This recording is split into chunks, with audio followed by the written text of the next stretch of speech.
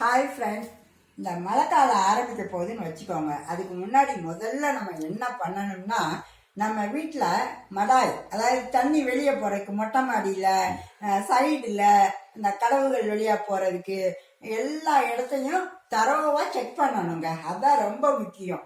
இப்போ கூட நான் ஒரு இதில் பார்த்தேங்க, 2வது மாடியில தான் அந்த வீடே இருந்திருக்கு சென்னையில். ஆனால் பார்த்தீங்கன்னா அந்த முன்னாடி இலையெல்லாம் விழுந்து பார்த்தீங்களா பால்கனியில், அது விழுந்து அந்த போர்ட்டிகோவில் இருக்கிற அந்த இடம் வந்து அடைச்சிடுச்சு. மடாய் வந்து அந்த அவங்க வந்து ரொம்ப அந்த வீட்டுக்கு வரமாட்டாங்க போல, அப்பப்போ வந்துட்டு போவாங்க பார்த்தீங்கன்னா. அதனால தண்ணி ரொம்பி அப்படியே வீட்டுக்குள்ளே பூரா போய் அந்த வீட்டில் இருக்கிற திங்ஸ் எல்லாம் பாலாயிடுச்சின்னு சொல்லி பார்த்தேன்.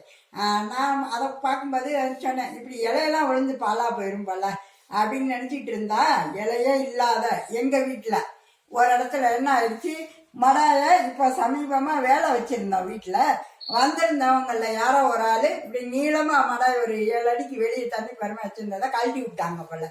இது எங்களுக்கு தெரியாது. அந்த தண்ணி ஒரு சின்ன சதுரத்துக்குள்ள தேங்கி அதுல இருந்து ஜன்னல் வழியா வழிஞ்சி அது அப்படியே உள்ளுக்குள்ள வந்து வந்து வந்து எங்க வீட்டுல தண்ணியே வர முடியாத ஒரு ரூமுக்குள்ள நல்லா இவ்வளவு ஒரு சாண உயரத்துக்கு தண்ணி ஆகி இருந்திருக்கு.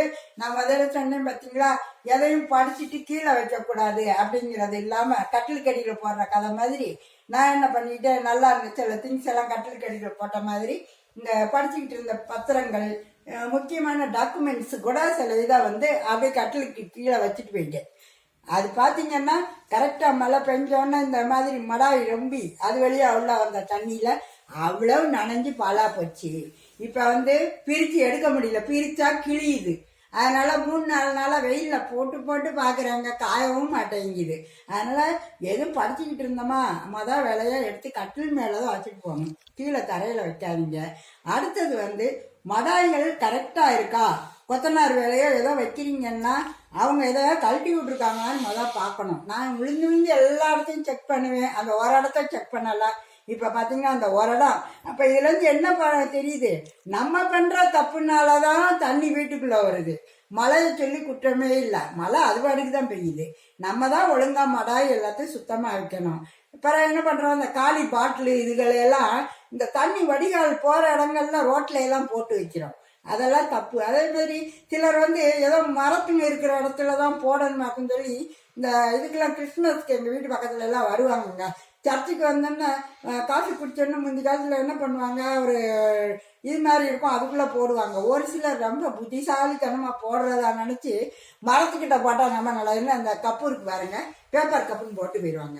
அது என்னன்னா ஊரவும் செய்யாது இதுவும் செய்யாது. இப்போ கடைசியில் நாங்கள் தான் அள்ளி போடுவோம். அதனால் எப்போவுமே இந்த பிளாஸ்டிக்கு, பேப்பர் கப்பு எதையுமே வந்து ஒரு போடுறதுக்குன்னு ஒரு பெட்டி வச்சுருந்தாங்கன்னா அந்த பெட்டிக்குள்ளே போடுங்க. தயவுசெய்து மரத்துக்கு அடிகளெல்லாம் போடாதீங்க. ரைட்டா, புரிஞ்சுக்கோங்க. ஓகே, பாய்.